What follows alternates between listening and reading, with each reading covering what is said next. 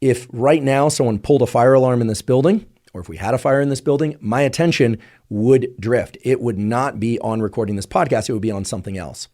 But would I say that the fire alarm mediates attention? I mean, fire alarms are not really involved in attention. No, rather, they modulate my attention. The noise in the room modulates my attention. That's quite a bit different than a tool that I'll provide later, and I'll just give you a little hint of now. In fact, I'll give it to you now, which is that 40 hertz binaural beats have been shown in a number of peer-reviewed studies to increase focus and concentration. And if you'd like to access 40 hertz binaural beats in order to improve your focus and concentration, you can do that. You can actually get it at zero cost. You can go into the App Store, for instance, the Apple App Store. This is also available for Android phone. There's an app called Brainwave, and you can go there, you can dial in 40 hertz, and it'll play these binaural beats. It's been shown in multiple quality peer-reviewed studies that playing a pattern of sound waves to one ear, do, and the other ear, which is slightly offset in frequency, meaning not quite the same frequency, so more like do, that combination of frequencies played to the different ears actually get integrated within deep brain centers and can increase focus and concentration in part by increasing levels of the neurochemical dopamine and acetylcholine, which we talked about a little bit earlier in this arrow model of focus.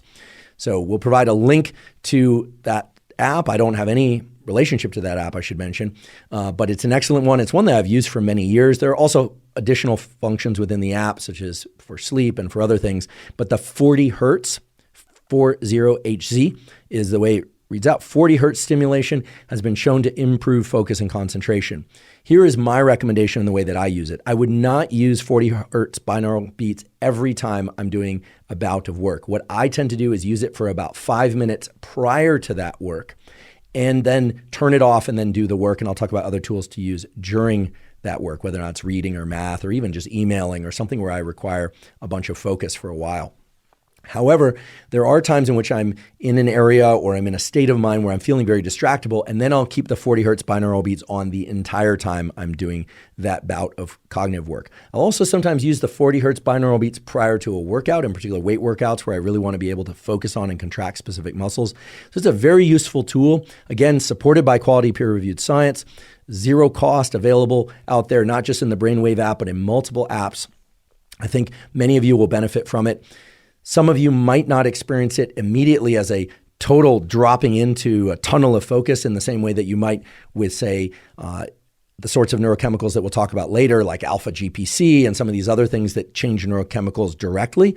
But nonetheless, 40 hertz binaural beats are a very powerful tool, again, zero cost, non-pharmacologic tool that tap into your own endogenous, meaning within you or exists within you physiology, in order to increase acetylcholine and some other neurochemicals, and they have been shown to work quite well.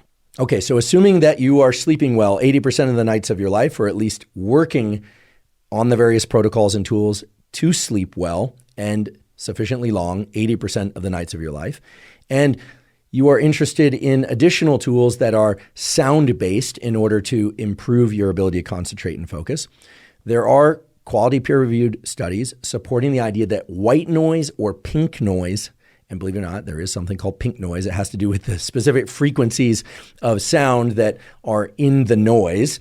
Well, white noise and pink noise have been shown to not improve concentration per se, but to improve people's ability to transition into concentrated states.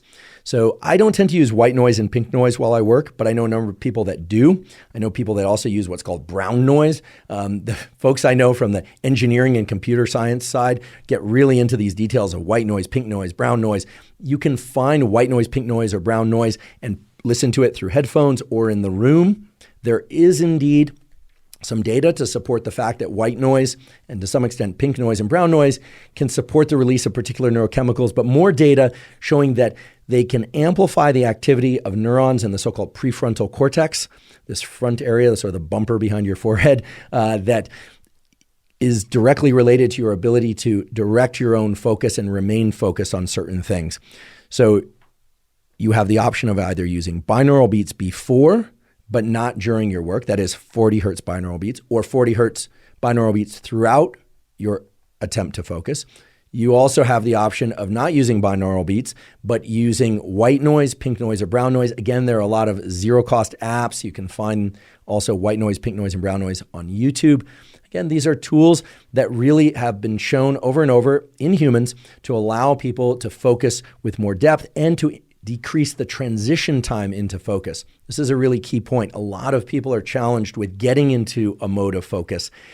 None of us, however, should be expected to just sit down and drop directly into a state of focus. I think that's completely an unfair request of ourselves. I mean, for instance, you wouldn't expect yourself to go out on the track or go out for a run and not warm up. You might jog for a few minutes or even walk before you would jog and then jog before you would run, right? I would hope you would do that.